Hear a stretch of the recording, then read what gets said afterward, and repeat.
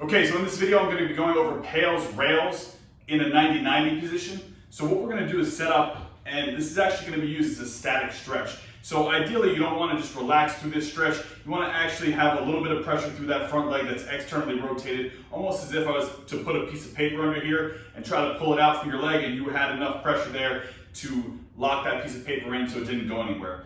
So whatever position you find comfortable is fine. You just want to make sure that you're feeling stretched to the outside of the hip and using that externally rotated position to lock into the ground.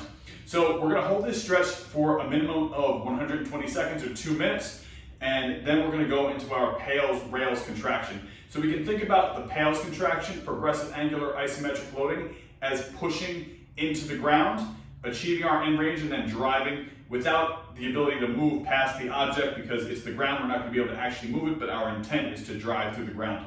The rails, we're going to be working the opposite side. So if I'm pushing through with the front part of my shin, my knee, my ankle, all on that front side that's touching the ground, the rails contraction will be going opposite. So in this case, I'll be pressing down for my PAILs. I'll be trying to lift my foot the best I can from my rails, and I'll feel everything on the inside start to light up. So after we hold our stretch for 120 seconds, we're going to start to ramp up that PAILs contraction. You don't just go to maximum effort. So we're trying to slowly ramp up, almost like you're accelerating in a car. You'll go 20%, 40%, 60%, 80%, and eventually you'll get to your greatest, safest effort.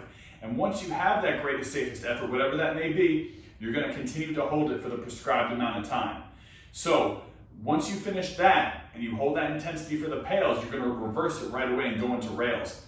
During our rails contraction, we're going to actually be trying to lift that foot up off the ground. And if you can't get that foot up off the ground, then what you can do is think about almost like there's a weight under your ankle, and when you're doing your PAILs contraction, you're driving into that scale as hard as you can. The weight will go up. When you're doing your rails contraction, you're trying to get as light as possible on the scale, and the scale weight will go down. Now, one trick that you can use is just posting your arm out to the side a little bit more, and that should give you a greater ability to get that foot, that shin off the ground just a little bit during the rails contraction. So that's how we'll perform our PAILs rails from a 90-90 position where we're biasing the front leg in external rotation. For the back leg,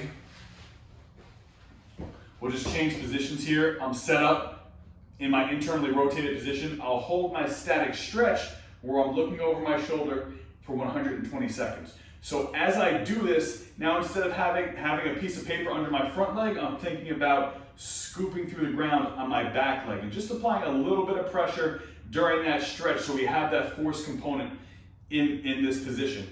After we finish our 120 second hold, we're going to start to ramp up, and that's again going 20, 40, 60, 80, up until your greatest, safest effort.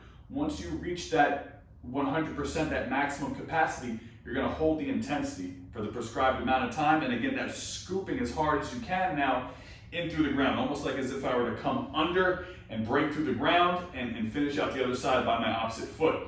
The rails contraction for this is going to be getting up nice and tall and trying to lift that foot up off the ground. Now, this is probably one of the hardest positions for people to get internal rotation, and we really don't want to see a whole lot of this to try to get up. Again, the concept of the scale applies here too. Get light on that back leg. During your rails contraction, during the PAILs, you're pushing into the ground. So you can just think about when you get to your rails, if you can't get your foot off the ground, just get light as possible on the scale. Right now, I don't have any pressure on the ground. Scale would say about 1 or 2 pounds. My medial malleolus is just barely scraping the ground, and there's not as much pressure there. You'll start to feel it on the outside of the hip. Now, if you do cramp during this, it's totally normal. Just the nervous system hasn't been exposed to this yet. So just shake it out and then restart. All right, that's our PAILs rails, external, internal rotation. And if you have any questions, just shoot me a message.